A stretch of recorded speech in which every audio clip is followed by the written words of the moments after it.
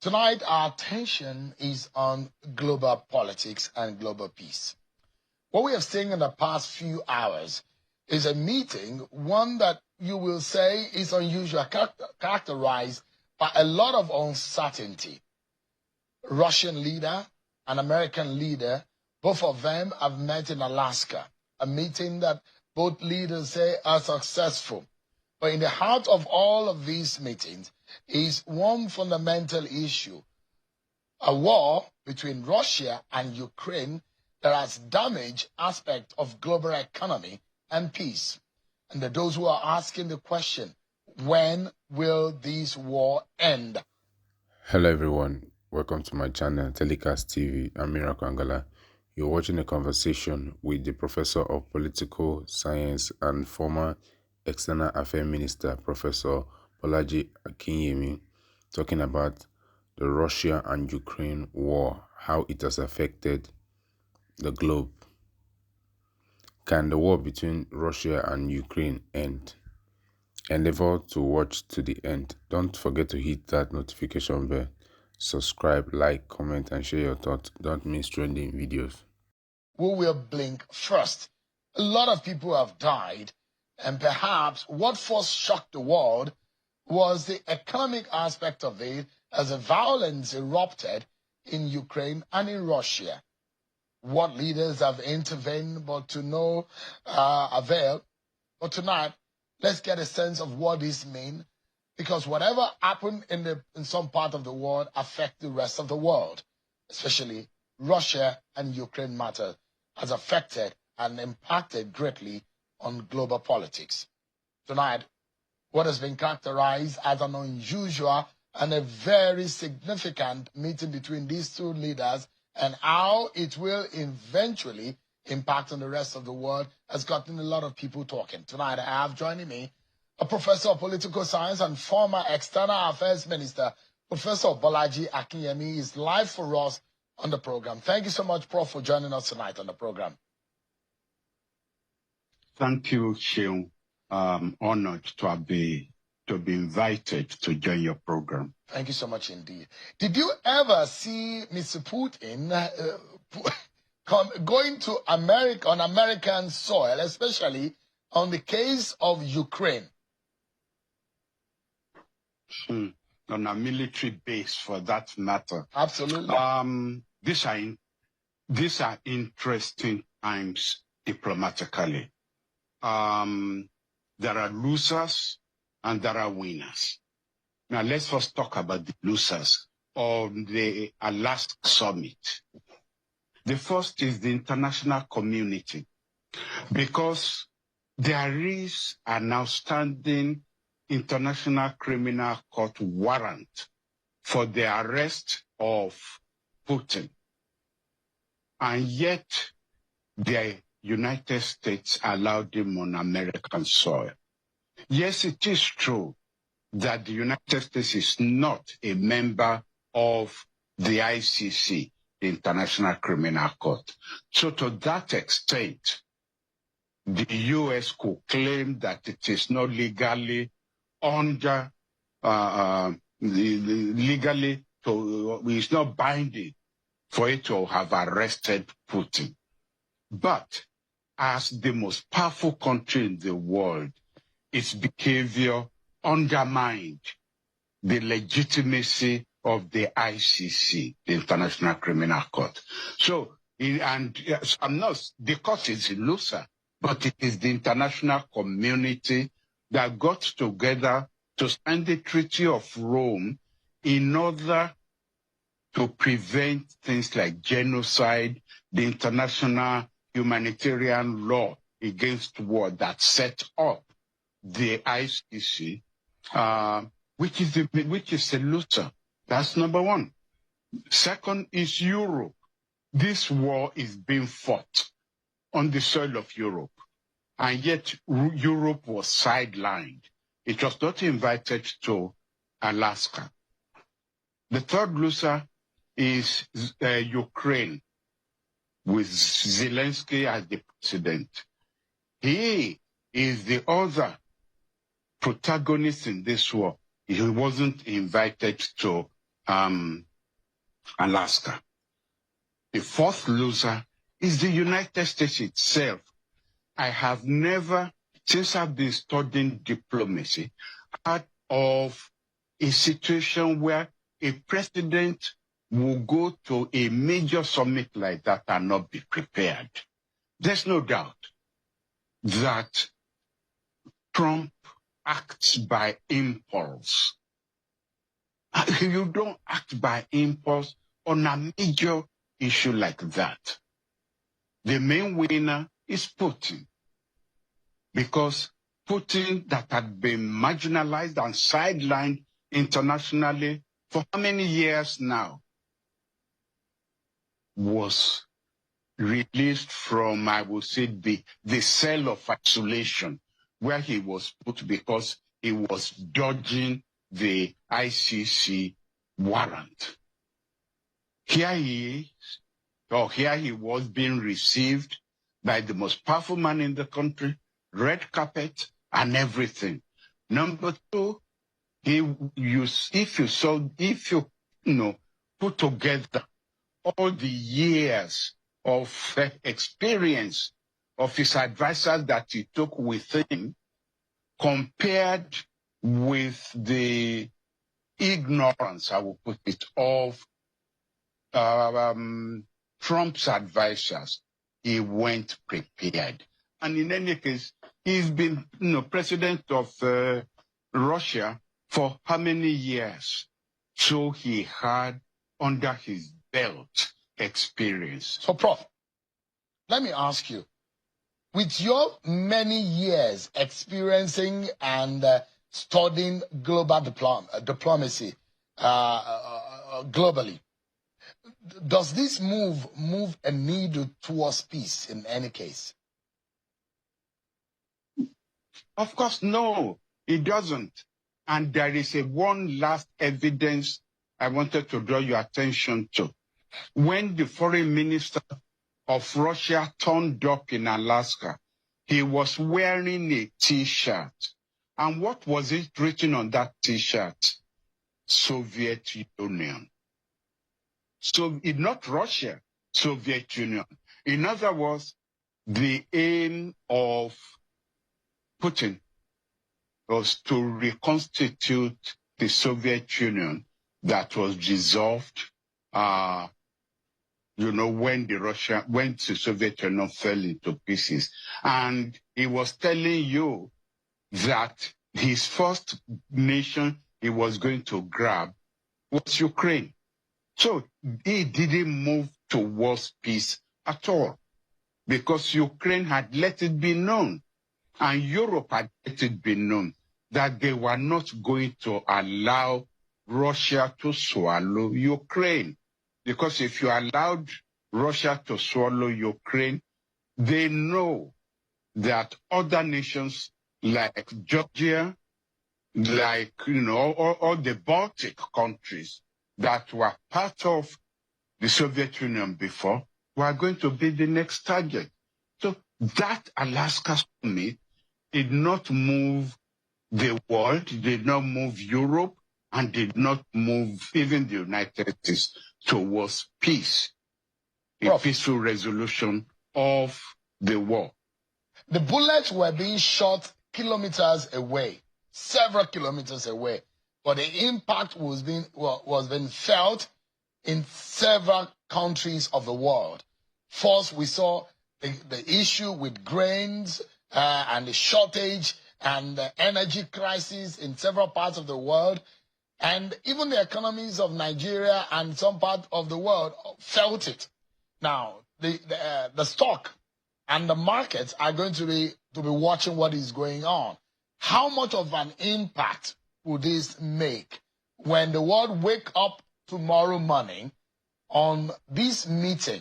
How significant do you think this could impact on global economy? Well, already, as far as the Alaska summit is concerned, the main summit itself, we all know how jittery is made most of the world. You mentioned Nigeria just in passing, But I will say don't do so. Because of this war, Trump had put a tariff body of 50% on India that was buying Ukraine, that was buying oil. If the alternative to Russian oil, Nigeria also felt it in terms of energy, and it also impacted on inflation in several economies. So it's a big deal that this is happening, especially when the big boys on the global stage are in this kind of talks. And that's why we wanted to make sense of it all for you, to get someone who has had decades of experience, not only sitting at a table when leaders are talking about resolving conflicts and restoring peace to the world. Indeed, these two men that you see right on your screen will determine so much. The Russian leader and the American president. This conversation in Alaska, one man might not be present, but we do know that President Zelensky is due to be in Washington, to be in America rather, on Monday, perhaps a meeting in the White House. After this conversation. Why was he not present? It's supposed to be a three-way conversation, but will Mr. Putin allow Zelensky to be in the room when this conversation is going on? And the kind of conversation that we understand held between both men, will it lead to peace finally in that region? Some of the asking we're hearing that President Putin has put to American president, will that be allowed? Will it be the case? But we'll find out. That's why we're speaking with Professor Bolaji Akinyemi. Thank you so much, everyone. Let's get back to Professor Bolaji Akinyemi, a former External Affairs Minister, Professor of Political Science, who is making sense for us what the Alaska Summit will be for global peace and order. Prof, thank you so much. Apologies for the outage of the connection there in communication. But give us a sense, and I was concerned about the economies of the world, of which we are a part of it, in terms of food, in terms of energy, in terms of transportation. A lot of things changed when that war started. From your own point of view, I know that Mr. Putin was bringing a lot to the table. Now that Mrs. Zelensky was not in the room, a lot must be missing, because we understand that Mr. Zelensky might be in the White House tomorrow. But for this to be a lasting peace, and such that Russia will not look like a bully in the negotiation, what do you think would be fair? Well, I think that there have been leaks from the decision arrived at in Alaska. And part of the leak is that the United States agreed with Russia that Russia could keep the area conquered, plus the rest of, the provinces that have not been conquered. But that in exchange, there will be this security guarantee for Ukraine. And the language that is being used is that even though Ukraine is not going to be allowed to join NATO, the guarantee that it will be given will be like Article 5 guarantee.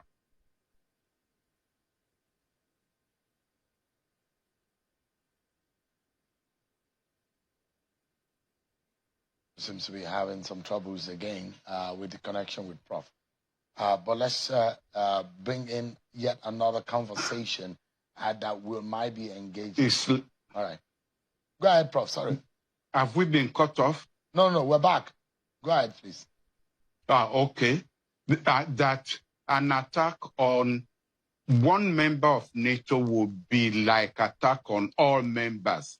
Therefore, the kind of guarantee that will be offered Ukraine is that an attack on Ukraine will be like an attack on all members of NATO. That is the kind of security guarantee that is being talked about. Now, if that is true, it will be difficult for Ukraine to reject that kind of guarantee. And the reason why almost all leaders of Europe are following Zelensky to Washington is to ensure that it's not bullied into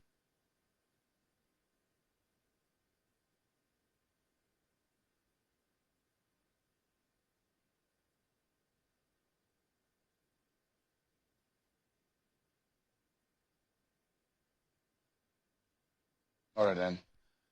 So much of a trouble tonight with the connection. But let's take a look at some other issues relating to Nigerian local politics here. Since Prof is back. All right. Sheung, am I back? Yes, I can hear you now, Prof. All right. No, I was saying that we seem to think that the war between Russia and Ukraine is a localized war. It isn't. Russia, since the time of the Soviet Union, had always been regarded as a danger to the whole of Europe. That's why NATO was formed. So in a way, in Europe, European leaders following Zelensky to Washington is a message to Trump himself that what affects Ukraine affects the whole of Europe. And to that extent, they are showing support for Europe and for Ukraine. But I must have say that the reason NATO was formed was that without the United States, Europe cannot stand up to Russia. And that has never changed. So I'm hoping that the meeting on Monday in the White House, Trump will keep that in mind, that it is not only the interests of Ukraine that are in danger, it is the interests of Europe. I was, before we got cut off, trying to point out that if Trump decides to do to Europe, European countries buy oil from Russia, what he has done to India, then Nigerian oil will be at a premium as an alternative to people who don't want tariffs as a punishment on them for buying Russian oil. So Nigeria could find itself being affected by what has been going on in Europe in the past 48 hours. We have to watch very closely what's going to happen tomorrow. It's not a foreign, yes, it's a foreign policy issue, but it also can become a domestic economic issue for a country like Nigeria. In all, Prof, what do you think would be a major lesson that you think that the whole world, the rest of the world, unlike Nigeria, could learn or take away from the conflict between Russia and Ukraine? What do you think that conflict has taught the rest of us? It is a big lesson for countries in the global south. Don't get yourself caught in a conflict between the big boys. In a way, Putin is absolutely right that he had an understanding with the United States that NATO countries, that when there was the disintegration of the Soviet Union, there was an agreement that NATO will not move east to share a common frontier with Russia. It is the United States that broke that agreement, and Ukraine then found itself caught in the middle. The United States, especially when Hillary Clinton was Secretary of State, pushed a section of the elite of the Ukrainian Republic into a confrontation with Russia. Fortunately, we have short memories because there are so many crises going on in the world. But I remember that it was the CIA that encouraged a coup in Ukraine that overthrew a president that was supposed to have been pro-Russia, and he had to be airlifted by helicopter out of the presidential ground. And there's a recording of Hillary Clinton saying, no, this is our candidate. This is the person we want. We will make money available for the election. So Putin is right that there was a coup in the Ukraine to start with before Zelensky then won the so-called election. But the direct answer to your question is, don't let nations in the global south avoid becoming pawns in the conflicts between nations in the global north. Let us define our own national interests very narrowly, that it does not become part of the national interest of any of the global powers, whether it is Russia, whether it is the United States, whether it is China. We should all be careful. And especially a country like Nigeria, that we call ourselves the biggest black power in the world. We should pay very close attention to the implication of what we call ourselves. The black population of the world look up to us. And to that extent, we should take ourselves seriously. And we shouldn't get ourselves caught on the side of any of the global powers. We ourselves are a medium power, and we should be serious about that. Professor Bolaji Akinyemi, words of wisdom there. And for whoever is listening, I think this is enough. For what they say is enough for the wise. But thank you so much for sharing your decades of experience in diplomacy and global politics with us tonight. Professor Bolaji Akinyemi, a former Minister of External Affairs and Professor of Political Science. Thank you so much indeed for tonight. Thank you. Thank you very much. Time, Prof.